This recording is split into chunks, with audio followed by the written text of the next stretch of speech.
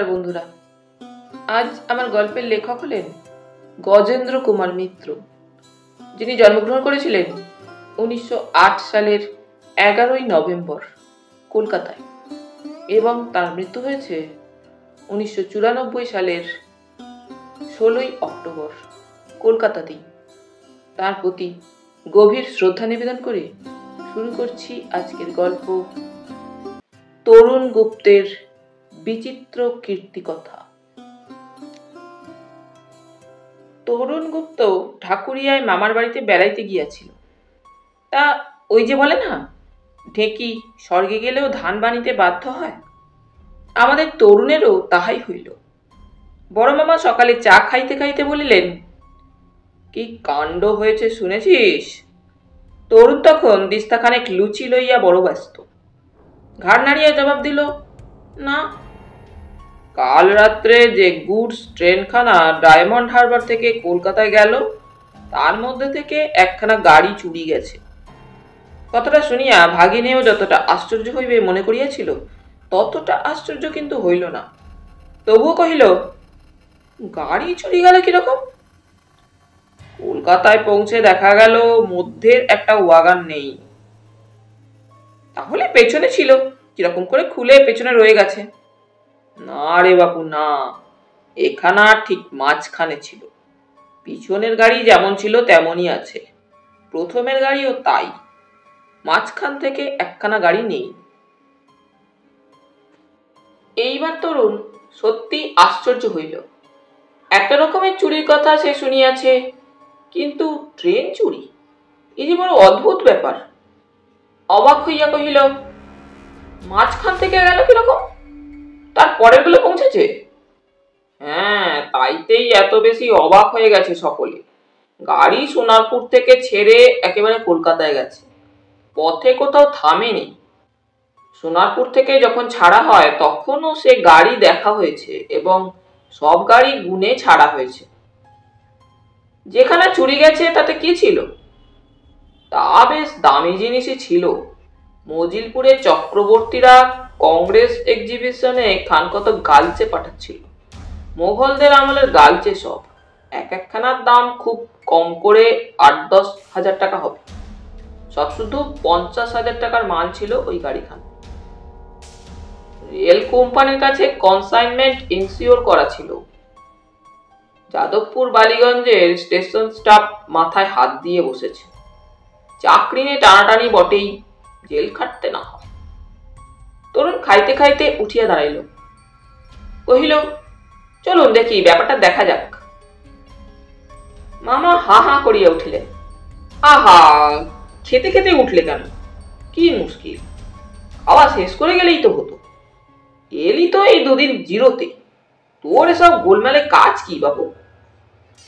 তরুণ হাসিয়া কহিল, আর আমি খাবো না, সত্যি অনেক খেয়েছি। এই যখন আমার পেশা, তখন কি আমি এমন তাজ্জব কাণ্ড শুনে চুপ করে থাকতে পারি?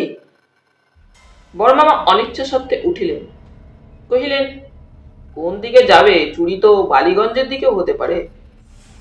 তরুণ কহিল, তা হয়তো পারে, কিন্তু বালিগঞ্জের থেকে যাদবপুরের দিকে চুরি যাবারই সুবিধা বেশি। কখনো ডায়মন্ড হারবার লাইনে যাহারা যান নাই, তাহাদের সুবিধার জন্য স্টেশনগুলির অবস্থান একটু বোঝাইবার চেষ্টা করা বোধহয় অপ্রাসঙ্গিক হইবে না। কলিকাতা বালিগঞ্জ, ঢাকুরিয়া যাদবপুর, গড়িয়া সোনারপুর। কলিকাতা হইতে সোজা দক্ষিণ দিকে স্টেশনগুলি পরপর চলিয়া গিয়েছে। তাহার মধ্যেই ঢাকুরিয়া ফ্ল্যাগ স্টেশন, অর্থাৎ ইয়ার নিজস্ব সিগন্যাল রুম বা সাইডিং কিছুই না। শুধু প্যাসেঞ্জার ট্রেনগুলি যাত্রী লইবার জন্য একবার করিয়া থামে মাত্র। সুতরাং ঢাকুরিয়ার কিছু করা সম্ভবপর নয়। হয় গড়িয়া, নয় যাদবপুর, নয় বালিগঞ্জের পর কিছু হইয়াছে। যেহেতু বালিগঞ্জের দিকে চুরি করিবার মতো নির্জন স্থান অল্প, সেহেতু সেখানেও কিছু করা কঠিন। সুতরাং তরুণ যাদবপুরের দিকে যাওয়াই স্থির করিল। কিন্তু বেশি দূর যাইতে হইল না, পথেই ঢাকুরিয়ার স্টেশন মাস্টারের সহিত সাক্ষাৎ হইল। তিনি বড় মামাকে দেখিয়াই কহিলেন, মশাই, খালি গাড়িখানা পাওয়া গেছে যাদবপুরের সাইডিং এ, কিন্তু গালচে একখানাও নেই, সর্বনাশ হয়ে গেল। বড় মামা তরুণের সঙ্গে স্টেশন মাস্টারের পরিচয় করাইয়া দিলেন। এটি আমার ভাগ্নে তরুণ, শখ করে গোয়েন্দাগিরি করে, নাম শুনেছেন বোধহয়। স্টেশন মাস্টার কহিলেন, হ্যাঁ শুনেছি বই কি, আমাদের সৌভাগ্য যে এই সময়ে উনি এখানে এসে পড়েছেন। মশাই তরুণবাবু, যদি তাড়াতাড়ি এর একটা কিনারা করতে পারেন তাহলে আমরা এই কজন স্টেশন মাস্টার চাঁদা করে আপনি যা চাইবেন তাই দেব। তরুণ একটু হাসিয়া কহিল, চলুন তো দেখা যাক, তারপর আপনাদের বরাত আর আমার হাতযশ। তিনজনে লাইন ধরিয়া যাদবপুরের দিকে রওনা হইলেন। খানিকটা দূর গিয়াই নজরে পড়িল একখানা খালি মালগাড়ি একটা সাইডিং এ দাঁড়াইয়া, এবং তাহাকে ঘিরিয়া অনেকগুলি লোক জটলা করিতেছে। ঢাকুরিয়ায় স্টেশন মাস্টার যাদবপুরের স্টেশন মাস্টারের সহিত তরুণের পরিচয় করাইয়া দিলেন। এক পাড়া নমস্কার ও প্রতি নমস্কারের পর তরুণ কাজ আরম্ভ করিল। যাদবপুর ছাড়াইয়া আসিয়াই অফলাইন হইতে যে সাইডিং বাহির হইয়াছে সেইটিতেই গাড়িখানা কাটিয়া লইয়া যাওয়া হয়েছে। কিন্তু কেমন করিয়া? সাইডিং যেখানে মেল লাইনের সহিত সংযুক্ত হয় সেইখানটা তরুণ বহুক্ষণ পরীক্ষা করিল। হাঁটু গাড়িয়া লাইনে বসিয়া খালি চোখে এবং লেন্সের সাহায্যে সব রকমের পরীক্ষা করা হইল। শেষে উঠিয়া দাঁড়াইয়া তরুণ কহিল, এ সাইডিং কি ব্যবহার করা হয়? স্টেশন মাস্টার মাথা নাড়িয়া কহিলেন, না, গত 3 বছরের মধ্যে একদিনও ব্যবহার করা হয়নি বোধহয়। তরুণ কহিল, তাহলে এর জয়েন্টের মুখে যে তেল দেওয়া হয়েছে সে নিশ্চয়ই আপনাদের কোনো লোক দেয়নি। নিশ্চয়ই না, বহুকাল ব্যবহার করা হয়নি, তাছাড়া অদূর ভবিষ্যতে ব্যবহারের সম্ভাবনাও নাই। শুধু শুধু কর্তব্যের খাতিরে ওর জয়েন্টের মুখে তেল দিতে যাবে, এত ভালো মানুষ আমার পোর্টাররা নয়। তরুণ কহিল, আপনাদের এখানে কাছাকাছি কারোর কাছে ক্যামেরা আছে? স্টেশন মাস্টারের বড় ছেলেটি লাফাইয়া উঠিল, আমার কাছে আছে, নিয়ে আসছি। সেই জয়েন্টের মুখে লাইনের উপর একটি তৈলসিক্ত ময়লা আঙুলের ছাপ পড়িয়াছিল। তরুণ সাবধানে ক্যামেরার সাহায্যে তাহারই ছবি তুলিয়া লইল। তারপর রেলওয়ে পুলিশের ইন্সপেক্টরকে কহিল, এই আঙুলের ছাপটা নিয়ে একবার হেড অফিসে খোঁজ করে দেখুন দেখি কোনো পুরানো পাপি কিনা। আমার বিশ্বাস যে এমন কাজ করতে পারে তার এই প্রথম কেস নয়। তারপর স্টেশন মাস্টার দিকে ফিরিয়া কহিল, বহুদিন অব্যবহারের জয়েন্টটা পাছে ঠিকমতো কাজ না করে এই ভয়ে তেল দিতে গিয়েছিল, আঙুলের ছাপটা উঠে গেছে। আচ্ছা, আমি আজ আসি, যদি কোনো খবর পান আমায় জানাবেন। পরের দিন ভোর হইতে না হইতে ইন্সপেক্টর আসিয়া হাজির। প্রতিলিপি হেড অফিসের দপ্তরে মিলিয়াছে। লোকটার নাম সীতানাথ। ইয়ার আগে ভীষণ ভীষণ চুরি করিয়া ধরা পড়িয়াছে এবং 12 জেল খাটিয়াছে। বেঁটে কৃষ্ণবর্ণ, মাথার মধ্যে ঈষৎ একটু টাক আছে, নাকটা খাড়ার মতো সোজা নামিয়াছে। কিছুদিন আগে পর্যন্ত জানা গিয়েছিল যে সে যাদবপুর ও ঢাকুরিয়ার মাঝামাঝি বৈষ্ণব ঘাটায় থাকে। তরুণ কহিল, চলুন একবার খোঁজ করে দেখা যাক। দুইজনে বাহির হইয়া পড়িল। তরুণ কিছু দূর গিয়া কহিল, লোকটিকে শাস্তি দিতে চান না জিনিসগুলো ফিরে চান? ইন্সপেক্টর কহিলেন, জিনিসগুলো আগে চান, নইলে রেল কোম্পানিকে কত টাকা খেসারত দিতে হবে তা ঠিক আছে। ভালোই ভালোই যদি মালগুলো ফেরত পাওয়া যায় তাহলে ওকে ছেড়ে দিতেও রাজি আছি। বৈষ্ণবঘাটা বেশি দূরে নয়। 7টা বাজবার আগেই দুজনে পৌঁছলেন। একজন মুসলমান দাড়িওয়ালাকে জিজ্ঞাসা করতেই সে বাড়ি দেখাইয়া দিল। তরুণ ইন্সপেক্টরকে একটু আড়ালে থাকবার অনুরোধ করিয়া খুব জোরে কড়া নাড়িতে লাগিল।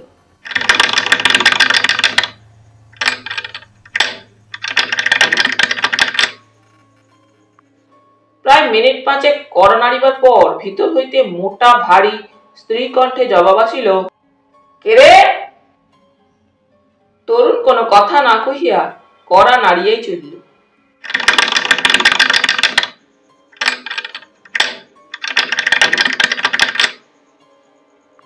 তখন কপাটটা ঈষৎ ফাঁক করিয়া এক স্ত্রীলোক উঁকি মারিল।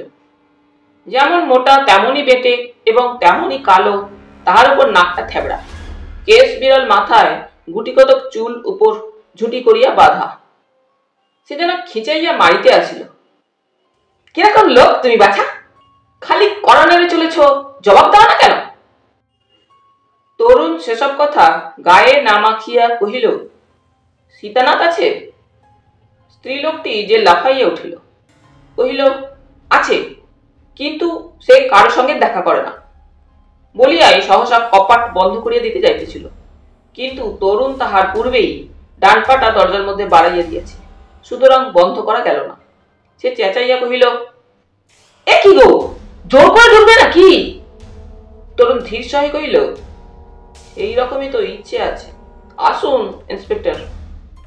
ইন্সপেক্টর নামটা শুনিবা মাত্র স্ত্রীলোকটি একটা অস্ফুট শব্দ করিয়া উঠিল, কিন্তু তাহার উদ্দেশ্য বুঝিয়া তরুণ নিমেষে পাশ কাটাইয়া স্ত্রীলোকটার আগে চলিয়া গেল। সীতানাথ একটা গোলমাল শুনিয়া বাহির হইতেছিল, কিন্তু তাহার পথ রোধ করিয়া দাঁড়াইল তরুণ, এবং তাহার পিছনে ইন্সপেক্টর হাতে পিস্তল লইয়া। সে বিবর্ণ মুখে পা পা করিয়া পিছাইয়া গেল। তরুণ ভিতরে আসিয়া ইন্সপেক্টরকে ভিতরে টানিয়া লইয়া দ্বার বন্ধ করিয়া দিল। তাহার পর গম্ভীর মুখে কহিল, তারপর সীতানাথ, গালচেগুলো কোথায় বলো দেখি? সীতানাথ বিস্মিত হইবার ভান করিয়া কহিল, কি গালছে? কোথাকার গালছে? ইন্সপেক্টর চটিয়া উঠিলেন, ন্যাকামি করো না, আমরা সব টের পেয়েছি। লাইন জয়েন্টের মুখে তোমার আঙুলের ছাপ ধরা পড়েছে, চালাকি রাখো, কোথায় আছে বলো তো? সীতানাথ লোকটা বোকা নয়। সে আরো অবাক হইবার চেষ্টা না করিয়া কহিল, আমি বলবো না, যা খুশি করুন গে। তরুণ ইন্সপেক্টরকে চুপ করিবার ইঙ্গিত করিয়া কহিল, বাপু, ধরা তো পড়েইছ, তুমি মনে করো খুঁজে আমরা বের করতে পারবো না? সীতানাথ কহিল, না, পারবেন না। সে যেখানে আছে পুলিশের 14 পুরুষেরও ক্ষমতা নেই তা বার করে। ইন্সপেক্টর একটা কটূক্তি করিয়া উঠিলেন, ভদ্রলোকের মতো কথা বলো। সীতানাথ কহিল, রাগ হলে আপনার কথাই প্রায় ভদ্রলোকের মতো থাকে কিনা। আমি তো ছোট লোক বটেই। তা যা হোক, সে পাবেন টাবেন না, জেলে টেলে যা দেবেন দিন, জেলেও দেবেন আর মালও আমি ছেড়ে দেব, এত কাঁচা ছেলে আমি নই। ফিরে এসে তো বাঁচতে হবে, তখন টের পাবো না আমরা? সীতানাথ তাহাতেও থামিল না, কহিল, আমি জেলে গেলে অন্য লোক তার ব্যবস্থা করবে। ইন্সপেক্টরের চোখ জ্বলিয়া উঠিল, কহিলেন, সেখানে গিয়ে মারের চোটে কথা আদায় করে নেব। তরুণ সীতানাথকে মনে মনে অজস্র বাহবা দিতে লাগিল। সে নির্বিকার মুখে কহিল, আমি পুলিশের সঙ্গে এ বাড়ির বাইরে পা দেবা মাত্র তার ব্যবস্থা হবে, তখন আমার আর বলবার উপায় থাকবে না, ইচ্ছে থাকলেও না। তরুণ ইন্সপেক্টরের মুখের দিকে চাহিয়া কষ্টে হাসি দমন করিল। তারপর মোলায়েম কণ্ঠে কহিল, যদি না ধরি, যদি ছেড়ে দিই? সহসা সীতানাথ সামনে ঝুঁকিয়া আগ্রহ ভরে কহিল, দেবেন, দেবেন ছেড়ে? জেলে দেবেন না? ছেলেটার বড় অসুখ বাবু, আমি জেলে গেলে দেখবার লোক থাকবে না। তরুণ কহিল, বেশ, আমি কথা দিচ্ছি, তুমি গাছগুলো ফিরিয়ে দিলে আমি এবার তোমার কেস উঠতে দেব না, কিন্তু একটা মুচলেখা দিতে হবে। সীতানাথ একটু চুপ করিয়া থাকিয়া কহিল, একটা লোহার চাদরের বাক্সের মধ্যে পুড়ে ধারগুলো ঝালাই করে পুকুরের মধ্যে ফেলে দিয়েছি, জেলে ডেকে জাল ফেলে উঠাতে হবে, কাছেই আছে। তরুণ কহিল, কিন্তু তুমি চুরি করলে কি করে? সীতানাথ হাসিয়া কহিল, একলা পারিনি বাবু, আর একজন ছিল, তার নাম করব না। যখন সোনারপুর থেকে গাড়ি ছাড়ে তখন একটা ওয়াগনের উপর লম্বা দড়ি দিয়ে সে লুকিয়ে থাকে, গাড়ি ছাড়বার পরই কাজ আরম্ভ করে। যে গাড়ির মধ্যে গালচে ছিল তার আগের গাড়ির সঙ্গে তার পরের গাড়ি আগে অনেকখানি ঢিলে করে বাঁধা হয়। ধরুন চুরির গাড়িখানা 1 নম্বর, আগেরটা 2 নম্বর আর পরেরটা 3 নম্বর। 3 নম্বরে আমার 2 নম্বরে বেঁধে 1 নম্বর আর 3 নম্বরের জোড়াটা খুলে দেওয়া হয়। লম্বা দড়িটায় আটকে রইল বটে, কিন্তু অনেকটা মধ্যে ফাঁক রইল। তারপর 2 নম্বর আর 1 নম্বরের বাঁধন হলো খোলা। তখন 1 নম্বর গাড়িখানা 2 নম্বর আর 3 নম্বরের মধ্যে ধাক্কা খেয়ে খেয়ে চলতে লাগলো। এবারে আমি যাদবপুরের ওই সাইডিংটায় তৈরি হয়ে দাঁড়িয়েছিল। যেমন 2 নম্বরের গাড়িটা চলে গেল, সঙ্গে সঙ্গে সাইডিং এর লাইন জয়েন করে দিল, ফলে 1 নম্বরটা গড়াতে গড়াতে সাইডিং এ চলে গেল। আমিও সাইডিং এর সঙ্গে মেল লাইনের জোড়া খুলে দিলাম। 3 নম্বর আর পিছনের গাড়িগুলো আবার মেল লাইনে চলে গেল। তখন দড়িটা খাটো করে এনে গাড়ির দুটো ভাগ বেমালুম জুড়ে দেওয়া হলো। তরুণ মন্ত্রমুগ্ধের মতো শুনিতেছিল। ইন্সপেক্টর শুধু একটা স শব্দ করিয়া উঠিলেন। তারপর একটা মুচলেখা লিখাইয়া লইলেন। তরুণ প্রশ্ন করিল, তুমি টের পেলে কি করে গালচের কথা? সীতানাথ কহিল, আপনাদের ভদ্র ঘরের কাণ্ড। আর একজন জমিদার অনেক টাকা কবলান, চক্রবর্তীদের ওই গালচের উপর বড় লোভ তার। তা অত পরিশ্রম বৃথা গেল। ছেলেটার বড় অসুখ, টাকার দরকার বলেই এমন অসীম সাহসিক কাজে লেগেছিল। তরুণ একটু ইতস্তত করিয়া পকেট হইতে এক গোছা নোট বাহির করিয়া হাতে দিয়া কহিল, এই 50 টাকা দিলুম, আমার সঙ্গে আবার দেখা করো। তোমার ব্যবস্থা আমি করে দেব। এসব কাজ আর করো না, এই ঠিকানাটা রেখে দাও। সীতানাথের চক্ষু সজল হইয়া উঠিল।